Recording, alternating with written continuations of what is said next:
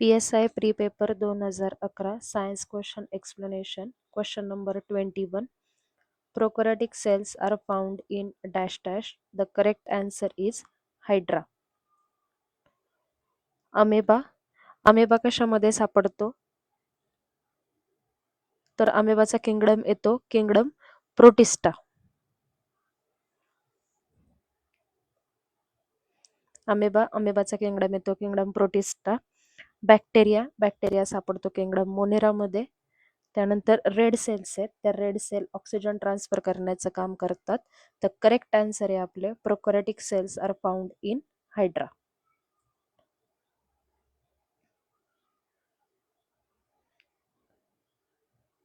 The next question.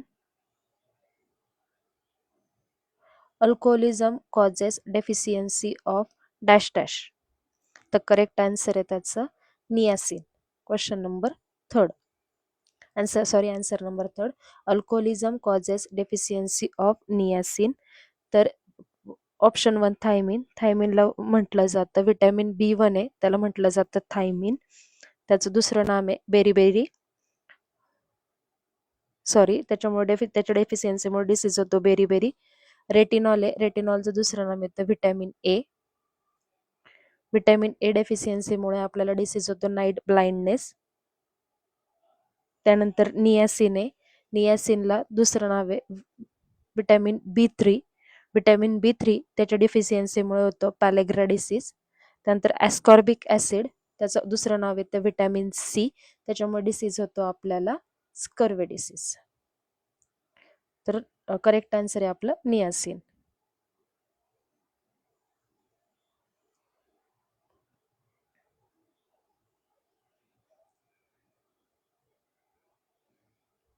Question number 23. If c is the velocity of light in air and refractive index of glass with respect to air is 1.5, then velocity of light in the glass is given by. तर c काय दिलंय आपल्याला त्यांनी? Velocity of light. आपल्याला find out काय करायचंय? Velocity of light in glass. आपला formula काय येणार? Refractive index of glass with respect to air equal to velocity of light in air divided by velocity of light in glass. Therefore आपल्याला refractive index किती दिलाय? 1.5 equal to velocity of light in air divided by velocity of light in glass. C divided by 1.5. The correct answer is option number 2.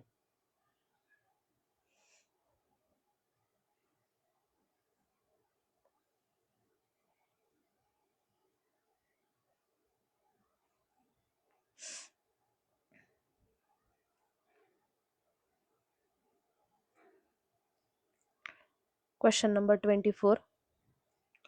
Density of water is maximum at. तर क्वेश्चनचा answer पाहण्याआधी आपण त्याचं explanation समजून घेऊयात.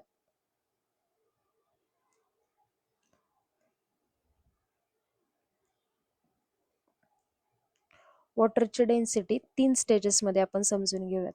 0 to 4 degree Celsius पर्यंत काय असते, actual 4 degree सेल्सिअसला काय असते आणि 4 डिग्रीच्या पुढे काय असते. तर 0 to 4 डिग्री सेल्सिअसमध्ये काय असतं, आईस क्रिस्टल्स असतात कोलॅप्स झालेले असतात आणि ते एकदम टाईटली पॅक झालेले असतात. त्याच्यामुळे व्हॉल्यूम पूर्णतः डिक्रीज होते आणि डेन्सिटी वाढत राहते. तसंच ॲट 4 डिग्री सेल्सिअसला काय झालेलं असतं, जे आईस क्रिस्टल्स आहेत ते परफेक्टली पॅक झालेले असतात आणि डेन्सिटी मॅक्झिमम असते. डेन्सिटी वाढली त्यामुळे व्हॉल्यूम कसं असतं, लो राहतं आणि व्हॉल्यूम लो राहिल्यामुळे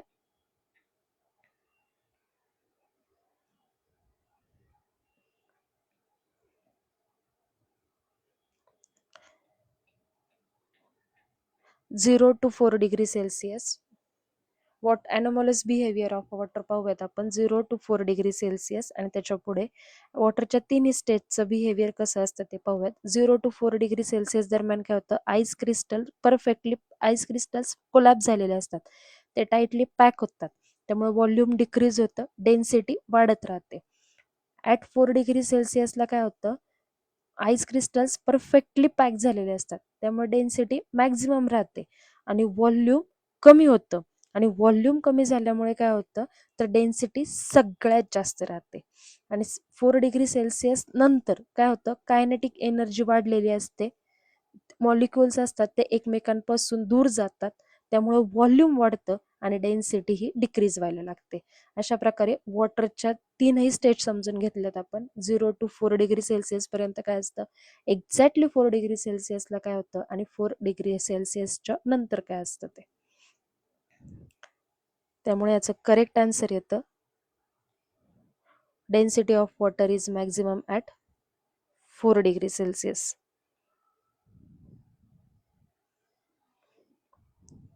त्यानंतर question number 25, human being is unable to digest cellulose of vegetable because dash dash enzyme is not made available in its stomach. मानवी पालेभाज्यातील सेल्युलोज मानव पालेभाज्यातील सेल्युलोज पचवू शकत नाही, त्याचं कारण त्यांनी विचारलंय. का, तर मानवाच्या जठरामध्ये सेल्युलेज नावाचा जो एन्झाईम असतो, तो एन्झाईम तेथे नसतो, त्यामुळे आपण व्हेजिटेबल मधलं सेल्युलोज पचवू शकत नाही. तर सेल्युलोज एन्झाईम ॲक्च्युअलमध्ये काय करतं, सेल्युलोज असतो त्या सेल्युलोजचं ग्लुकोजमध्ये कन्वर्ट करायचं काम कोण करतं, तर सेल्युलेज हा एन्झाईम करतो.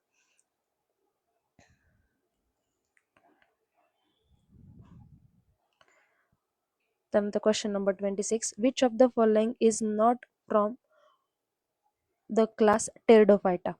तर टेरडोफायटा आहे, टेरडोफायटाचं आपण क्लासिफिकेशन बघूया. सायकोफायटा, लायक्टोफायटा, अर्थोफायटा आणि फिलिकोफायटा. तर सायकोफायटाचं एक्झाम्पल कोण राहतं, सायलोटम. अर्थोफायटाचं राहतं इक्विस्टारियम आणि फिलिकोफायटाचं राहतं मार्सेल. त्याच्यानुसार आन्सर येतं आपलं ऑप्शन नंबर सेकंड,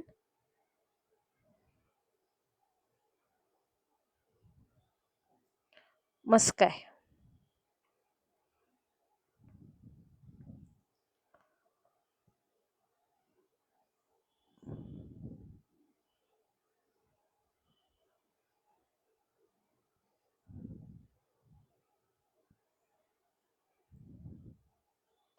त्यानंतर 27 नंबरचा question, the most effective method of reproduction in bacteria is. बॅक्टेरियामधली सगळ्यात इफेक्टिव्ह मेथड कोणती रिप्रोडक्शनची, तर त्यामध्ये आपल्याला आन्सर येतं, करेक्ट आन्सर आहे बायनरी फिशन. तर बडिंग कोणामध्ये घडतं, हायड्रामध्ये. रिजनरेशन कशामध्ये होतं, प्लॅनेरियामध्ये. आणि गॅमेट युनियन कोणामध्ये घडतं, ह्युमन, बर्ड्स आणि ॲम्फिबियन्स.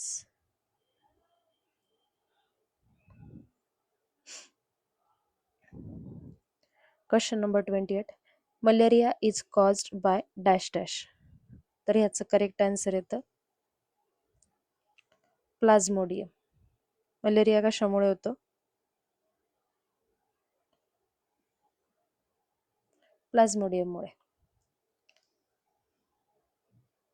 फिलारियामुळे कोणता डिसीज होतो आपल्याला, एलिफंटायसिस. त्यानंतर question number 29, percentage of carbon in biogeochemical cycle is. किती येतं पर्सेंटेज,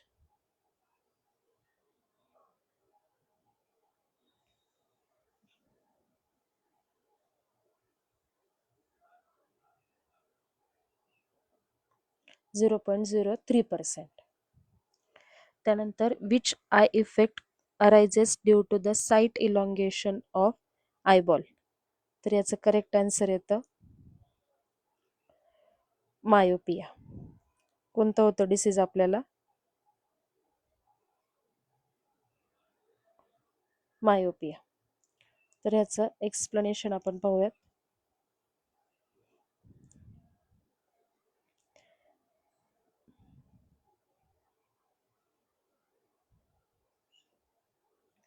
मायोपियामध्ये काय होतं, तर आपल्याला लांबचं दिसत नाही, जवळच्या गोष्टी आपल्याला दिसतात आणि आपण त्याच्यासाठी कॉन्केव्ह लेन्स वापरतो.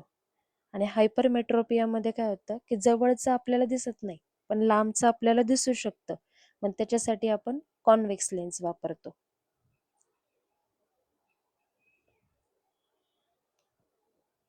आणि कलर ब्लाइंडनेसमध्ये आपल्याला काय होतं, आपण स्पेसिफिक कलर्स आयडेंटिफिकेशन करू शकत नाही. आणि त्यातले कोणते स्पेसिफिक कलर आहेत, तर रेड, ग्रीन आणि ब्ल्यू. आणि प्रेस बायोपिया आहे. प्रेस बायोपियामध्ये काय होतं की आपण एखाद्या ऑब्जेक्टवरती फोकस करण्याची जी ॲबिलिटी असते ती नॅचरली डिक्रीज होते. Question number 31. The solution of dash dash in water is called vinegar. आपल्याला माहिती आहे विनेगर हे काय, 5% ॲसिटिक ॲसिड आहे. 5% acetic acid is called as vinegar. मग त्याच्यामध्ये 95% काय असतात, तर वॉटर राहतं. Question number 32. Greenhouse gases are dash dash CH4 आणि CO2. Option first is our correct answer. CH4 and CO2 are the greenhouse gases. Then, in photosynthesis, green plant converts solar energy into the dash dash energy. Simple question. Green एनर्जीमध्ये green plants असं solar एनर्जीला कशामध्ये convert करायचं काम करतात, तर chemical एनर्जीमध्ये convert करतात. Question number 34. If two lenses having focal length of 10 cm each are kept at 10 cm distance away from each other, then what will be the power of combined lens? हे आपण question solve करूयात.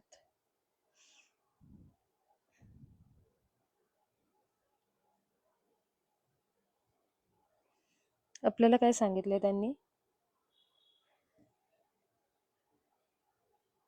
एका लेन्सची focal length किती आहे, 10 centimetre.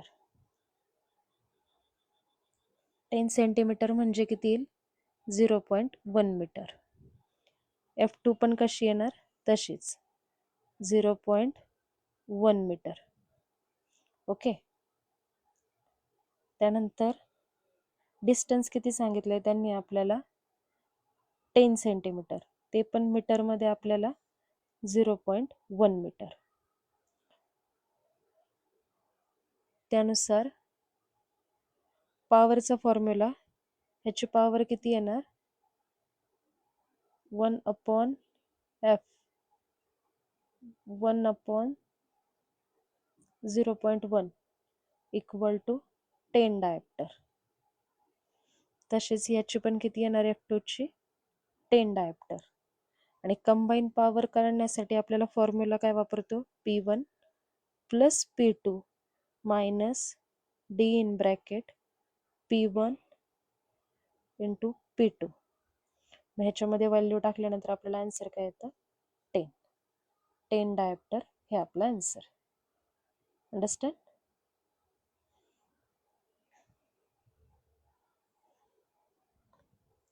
त्यानंतर 35 नंबरचा question, dilute solution of acetic acid is called as. Simple question, vinegar.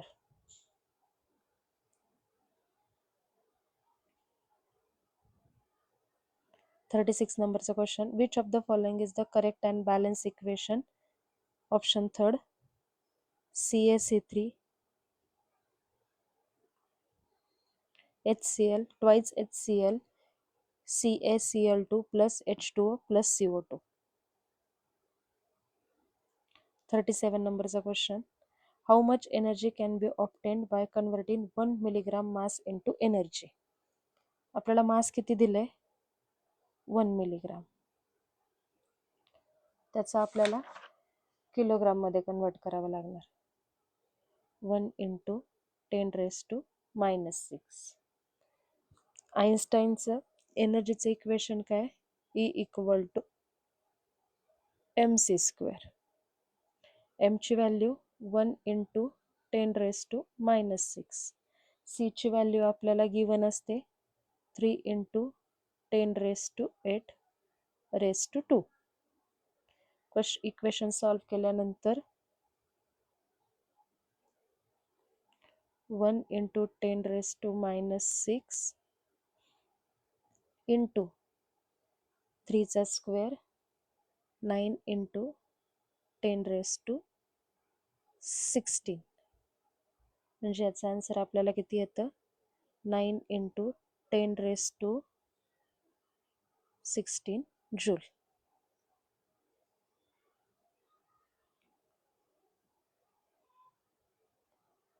Sorry 9 into 10⁻10 joule. Option 3 is our correct answer. 38 नंबरचा question. Which of the following substance give us the maximum calories assuming the same volume cup is used in each case.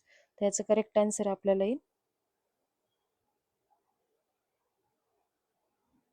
A cup of ice cream. A cup of ice cream कसं, आईस्क्रीममध्ये काय असतं, fats असतात आणि refined sugar असते. आणि एका फॅटमध्ये आपल्याला किती एनर्जी भेटते 9 कॅलरीज पर ग्राम फॅट. एक ग्रॅम जर फॅट घेतला आपल्याला तर त्याच्यातून एनर्जी किती भेटते आपल्याला 9 कॅलरीज. त्यानुसार 39 नंबरचा question. A body of mass m moving with the speed of v it's kinetic energies. Simple question आहे. कायनेटिक एनर्जीचा फॉर्म्युलाच आपल्याला माहिती आहे, हाफ ऑफ mv².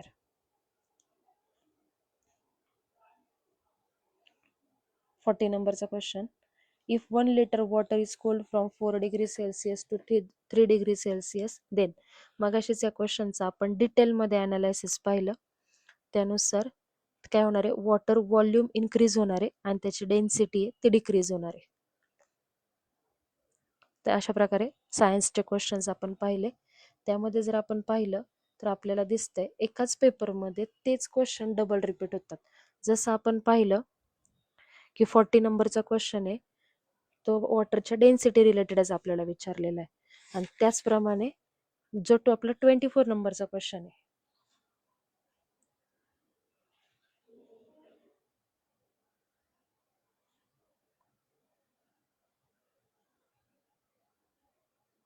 तो पण आपल्याला density of water is maximum at same question विचारलेला आहे. त्याच प्रकारे जो 31 नंबरचा क्वेश्चन आहे आपला, solution of dash dash in water is called vinegar, acetic acid हे ज्याचं उत्तर आहे. त्याचप्रमाणे 35 नंबरचा क्वेश्चन मध्ये dilute solution of acetic acid is called as vinegar. म्हणजे सेम क्वेश्चन जर आपण एकच क्वेश्चन पेपर जर पाहिला तर त्या एकाच क्वेश्चन मध्ये पेपरमध्ये आपल्याला सेम क्वेश्चन रिपीट दिसतात किंवा सेम क्वेश्चन त्याच्यामध्येच आन्सर चेंज होऊन आलेलं दिसतं. त्यामुळे फोकस ऑन PYQ.